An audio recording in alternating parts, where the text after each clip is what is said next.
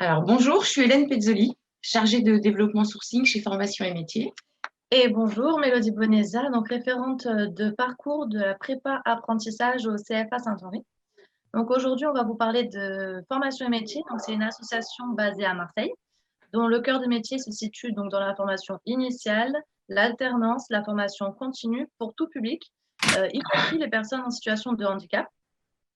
Nous nous basons sur l'observation de problématiques concrètes pour inventer des solutions innovantes sur le marché de la formation jusqu'à l'emploi.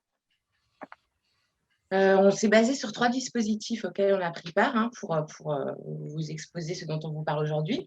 Et c'est en partant d'expériences de terrain et du constat de parcours trop normés pour certains jeunes, parcours normés proposés en formation initiale, que nous concevons des dispositifs où la co-construction est la base d'évolution de l'apprenant. Donc là, nous, on va parler principalement d'usagers qui sont des jeunes en décrochage scolaire ou sans projet professionnel. Nous concevons la co-construction comme le fait de mettre l'usager comme acteur de son parcours. Et du coup, pour ce faire, nous agençons des dispositifs au sein desquels sont structurés précisément les modules et thématiques que nous souhaitons aborder. Et on imagine une large gamme d'outils ludiques et créatifs pour permettre à chaque apprenant de s'approprier le contenu selon ses propres capacités d'acquisition. Donc, pour résumer ce que vient de dire ma collègue, on a un parcours relativement cadré à proposer, mais on se laisse une grande flexibilité en fait dans la mise en œuvre justement des dispositifs qu'on propose. Donc, pour l'usager, qu'est-ce que cela signifie? Donc, ça signifie une approche individualisée, comme vous pouvez le voir, donc grâce à des outils d'identification de compétences, aussi bien professionnelles que personnelles, donc comme le scan de départ, la carte des compétences ou bien le mapping. Tout ça, ça permet de positionner le jeune dans la première phase du dispositif. Vraiment, on positionne le jeune selon des compétences propres et surtout des compétences transverses. Vu qu'on essaye vraiment de sortir aussi un petit peu des compétences types et professionnelles qu'on peut avoir. L'approche individualisée est complétée, donc comme vous pouvez le voir, par une approche différenciée au sein du groupe. Donc ça consiste plus en des allers-retours avec le groupe entre l'usager. C'est-à-dire que l'usager va essayer de trouver sa place dans le groupe, il va essayer de ne pas s'oublier et surtout de se construire grâce aux interactions qu'il peut y avoir dans le groupe. Encore, la pédagogie par les pairs, donc ce serait vraiment valoriser un jeune qui va être à l'aise dans une compétence particulière et qui pourrait peut-être déclencher par un effet de pair, donc de cohésion de groupe, une impulsion chez ceux qui sont moins à l'aise dans cette compétence. Là, du coup, les points qui viennent détailler, moi, je dirais pour l'approche individualisée, c'est reconstruire le chemin vers soi, pour le jeune. L'approche différenciée, c'est se reconstruire dans le chemin vers l'autre. Et puis, il y a un troisième point qui est retisser le lien avec les acteurs du territoire. Là, ça serait trouver un chemin vers le monde. Donc là, ça va être aussi bien en termes de lien avec les associations de quartier, avec les institutionnels, mais ça va être aussi retisser le lien quand il va effectuer un stage et même dans la phase de recherche de ce stage, il peut y avoir des contacts qui sont liés avec des entreprises, des associations, et c'est essayer de lui faire avoir son environnement à lui qui part en expansion de plus en plus vers le monde. Bien sûr, tout ceci est soutenu par un suivi individuel. Donc le suivi individuel, donc moi je peux vous en parler plus profondément parce que dans la classe préparatoire à l'apprentissage, c'est vraiment des étapes clés du parcours et du dispositif. Donc dans tous nos dispositifs, le suivi individuel, c'est vraiment le socle de l'évolution du jeune. Donc voilà, on va vraiment partir de l'individualisation pour pouvoir créer après des contenus. Donc on a toujours plusieurs phases. Donc on commence par une première phase qu'on va appeler phase de rencontre, qui généralement se font par des entretiens d'entrée, où là, la caractéristique première, c'est de mettre en place la relation de confiance. Et pour mettre en place cette relation de confiance, on va aussi essayer de positionner le jeune, mais ensemble, donc par auto-évaluation de ses propres compétences. À savoir que voilà, on se sert des outils qu'on a pu voir juste avant, donc le scan de départ, etc., qui sont des outils sur mesure, réellement faits pour qu'on puisse positionner le jeune selon des compétences transverses. Ensuite vient la phase de développement. Donc pendant le dispositif, ça va être toujours par des entretiens, mais aussi en cours ou dans les ateliers, mettre en place et développer des objectifs à court terme. Donc, quand on parle de court terme, ça va être dans les mois et les semaines à venir. C'est-à-dire que sur une compétence, on va aller demander à un jeune, et voilà, par exemple, en communication, il faut que tu gères ta posture et puis peut-être que dans un mois, il faudra que tu gères plus l'éloquence. Voilà, c'est mettre en place des objectifs à court terme concrets sur des compétences qu'on a pu évaluer comme fragiles. Un plan d'action est alors co-construit et qui va être réalisé, suivi en entretien et évolutif dans le temps. Donc, comme je dis, si jamais, par exemple, la compétence, on s'est donné 3 semaines pour y arriver et qu'au bout d'une semaine, en fait, c'était juste une prise de conscience et c'est passé, ben, dans ces cas-là, on va passer à un autre objectif. Donc voilà, vraiment mettre en place un plan d'action comme ça, très individualisé, et qu'on revoit avec le jeune lors d'entretiens individuels. Et enfin,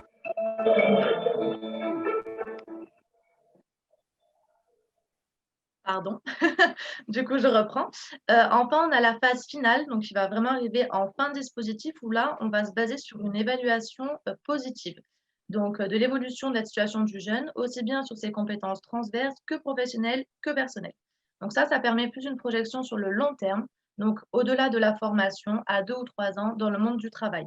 Donc, la connaissance des acteurs sociaux, la valorisation de ses compétences, des objectifs de vie, donc de formation, d'emploi, de réseau professionnel, etc. Tout ça sur une évaluation qu'on dit positive dans le sens où peu importe le dispositif dans lequel il a été, peu importe le but et la visée de son projet, il a forcément évolué et c'est avec cette, oui, voilà, cette imagination et vraiment cette représentation positive qu'on veut le laisser sortir. À savoir que la projection par objectif se fait par le carnet de route, notamment dans la classe préparatoire à l'apprentissage. Donc, cette classe se base vraiment sur un processus de co-construction entre un positionnement, donc comme j'ai pu le dire, initial qui se fait en entretien, en cours et en atelier, et l'objectif final à atteindre, donc pour la classe préparatoire, c'est un objectif sur 5 mois, par le jeune qui est de trouver sa voie. Voilà. Ensuite, le repérage des possibilités s'offre aux jeunes. C'est un petit peu plus large. On essaie vraiment d'élargir à une exploration des métiers peu connus ou alors qui semblent inaccessibles pour le jeune. Ce qu'on va appeler, nous, nos clés de réussite de ce qu'on a pu analyser des différents dispositifs qu'on a portés. En amont du déploiement, il y a une importance du mode de sourcing. Certes, on va passer par des canaux classiques, hein, mission locale, Pôle emploi, et selon le type de jeunes que l'on souhaite rechercher, on aime aussi proposer d'accéder à des formations, à des dispositifs sur des canaux un peu plus alternatifs, que ça va être club de sport de quartier, avec les éducateurs de rue. Ensuite, justement, on essaye de mettre en place une coopération avec des associations et institutions, c'est-à-dire, oui, on ne va pas demander seulement, ben voilà, on met en place un dispositif et on souhaiterait que vous puissiez nous prescrire les jeunes que vous pensez correspondre. Ça va être vraiment, OK, vous, qu'est-ce que vous avez analysé du jeune? Vous nous l'adressez en retour, OK, on va évaluer sur ces points-là et d'autres, et on vous fera un retour. Enfin, super important pour nous en amont du déploiement, c'est la pluridisciplinarité de nos équipes. C'est-à-dire, il y a tellement de diversité de profils chez les jeunes qu'il est appréciable pour nous de proposer des profils complètement différents d'accompagnants. Pendant le temps du déploiement, la complémentarité justement de nos équipes, ça va justement nous permettre de gagner en force de réponse. En fonction des difficultés, des problématiques rencontrées par un jeune, on se connaît vraiment bien, on va savoir quel type d'accompagnant on va envoyer. Ensuite, cette question de coopération avec les associations et institutions, c'est quelque chose à prolonger. C'est-à-dire que ça permet de tisser comme un tissu de sécurité autour du jeune, à savoir quand il est dans le dispositif, il est encadré, mais c'est à nous aussi de savoir, là, on sent que la motivation est un peu fragile à des périodes, et ben on va contacter justement ces espèces de communautés interacteurs. Enfin, on est basé sur une panoplie d'outils pédagogiques alternatifs qui doivent être sans cesse renouvelés pour s'adapter et puis qui doivent permettre une amplitude suffisante pour pouvoir être en interaction et pouvoir adapter justement en fonction de ce que le jeune perçoit et renvoie. Et enfin, dans chacun de nos dispositifs, donc on a la sortie. Donc, au niveau d'une sortie qu'on appelle positive, c'est qu'elle est sécurisée et suivie. Donc, par exemple, moi, je parle vraiment pour la classe préparatoire à l'apprentissage, notamment, on va avoir un suivi téléphonique le premier mois de la sortie, au bout du troisième mois et au bout du sixième mois. Donc ça, c'est vraiment post-dispositif et c'est des entretiens téléphoniques ou alors physiques, si jamais le jeune peut se rendre sur le site, qui permettent d'accompagner le jeune encore selon nos besoins. Donc, comme pouvait dire ma collègue, c'est toujours tisser ce même filet de sécurité si jamais ils ont de quelconques problèmes ou besoin d'une ressource qu'ils ne pourraient pas avoir.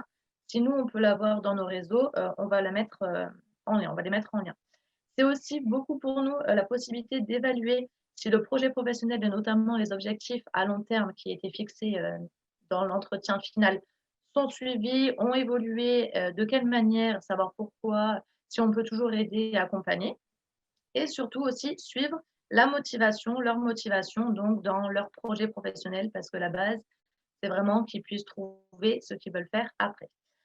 À ces différentes étapes, il est important que nous, en tant qu'équipe et qu'accompagnants, on soit toujours capable de communiquer avec les institutions et les associations partenaires, même après la sortie, du jeune. Donc comme vous pouvez le dire, voilà, c'est vraiment mettre en place ce filet. Et c'est aussi pour nous le moyen de voir si, les jeunes sont bien préparés aux mobilités professionnelles. Parce que c'est aussi ce qu'on fait beaucoup dans nos dispositifs, c'est leur montrer que tout est évolutif et qu'il faut pouvoir, se réajuster à chaque moment. Donc voir si jamais ils ont été bien préparés et voilà, voir ce qu'on peut faire, pour eux à ce moment-là. Dans tous les dispositifs, d'autres outils font source de rappel, notamment comme le carnet de bord qu'on avait pu mettre en place dans le dispositif de passe Viactif. Le pass Viactif, c'est un dispositif qu'on avait déployé au sein du lycée professionnel en QPV. C'est un dispositif qui est venu compléter la formation initiale. En fait, c'est l'observation du cas concret. Les jeunes dans les quartiers en QPV ont plus de difficultés sur les compétences transverses. Ça leur pose des difficultés à l'insertion. OK. Donc, avec ce dispositif, on vient compléter la formation initiale par l'acquisition des compétences transverses nécessaires pour intégrer le monde du travail et ainsi limiter le risque de rupture de parcours en fin de diplôme pour qu'il y ait une visée professionnelle, un projet professionnel plus long. Alors du coup, là, à l'écran, voilà, vous avez un exemple, c'était un livret qui était remis à la fin. Il y avait aussi bien un rappel récapitulatif de toutes les thématiques qu'on avait pu aborder ensemble, mais aussi voilà, des choses de l'ordre du quotidien, quoi. Être un jeune adulte, ça va être gagner en autonomie et donc il faut aussi bien savoir faire la partie administrative que où s'adresser pour trouver de l'aide pour un appart, comment on fait un budget, et ça va aussi jusqu'à on avait une page qui était réservée à bon ben mon espace Amélie, ça fonctionne comment, et puis pour que la santé puisse être aussi assurée. Voilà, donc ça, c'est l'espèce de filet de sécurité autour de soi, avec toujours le reste qui a été tissé en parallèle. Voilà.